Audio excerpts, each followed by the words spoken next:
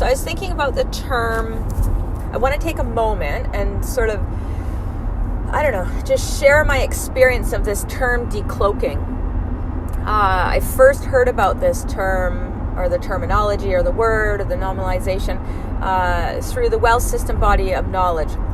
My friend Louise Lebrun introduced it to me. Actually, I suppose it was probably Naomi and Lisa who first introduced the term, but it's based in the Wells System body of knowledge. You can find them online for more information. But the term decloaking, so the first sort of program or event or experience that I ever went to within the Wells System context was a decloaking and living authentically. It was a 5-day experience, which I'd never been to anything like that before. And it was all based in the recognition that perhaps what we do and what we choose and how we live our day-to-day lives and the beliefs and the values and the attitudes that we have maybe aren't ours, first of all. And it's like recognizing your own authentic voice in your world, and perhaps sometimes that's not even anywhere present. You can't even find it because you're so busy living the way other people think you should, or the beliefs that you have around what you should and shouldn't be doing. And so decloaking is like shedding those layers, is like removing the cloak, removing the veil of the imposed beliefs, values, and attitudes, or roles and responsibilities that were put on us as children, typically, and then how we grow up through it. And then oftentimes we don't even pay any attention to the fact that the rules inside of our head aren't actually ours. We didn't even, we haven't mindfully chosen that that's the way we should live. We just live that way because that's what's expected of us. So decloaking is about removing those veils and removing those roles, those automatic roles and responsibilities from our experience of our world, and then stepping into a more mindful and chosen internally, from an internal place, beliefs, values, and attitudes, and then allowing all of that to change and shift and morph our bodies, our quantum biological beings, so that the essence of who we really are gets to shine through and gets to start choosing how we behave, or how we choose, or the process by which we choose in our world.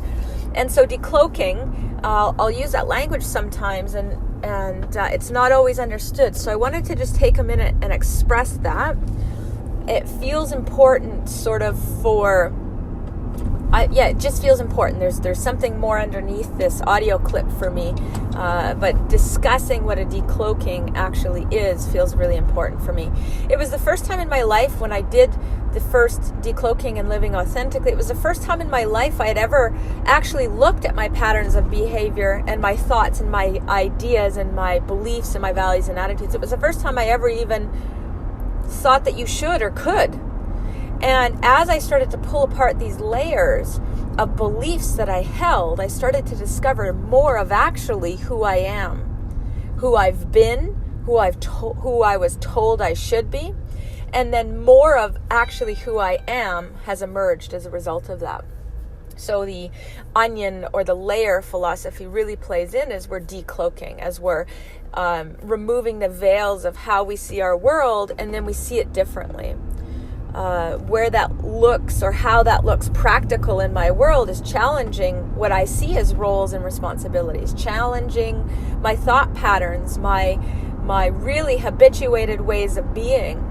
And until I'm willing to challenge that, look at it, take it off, try on something new, then I'm doomed to just live and relive all that I've created in the past.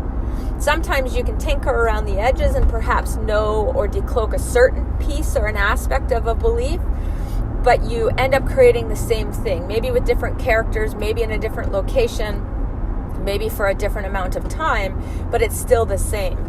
And so the presupposition or the belief that I hold for my world and for my life and for me as the manifestor or creator of that is that I am the manifestor and creator of my world, and therefore I get to choose every aspect of my world, every experience, every belief, every value, every attitude, every pattern, of my world. I get to choose and re-choose again. So I'm not fixed to that way of belief. I'm not fixed to those ideas or concepts or notions, say parenting, or relationship or friendship, or, I'm a colon hydrotherapist, or I'm a permaculture designer, or we can redefine what those experiences are, but we can only do that by acknowledging we have a past or a relationship with them or a way of being.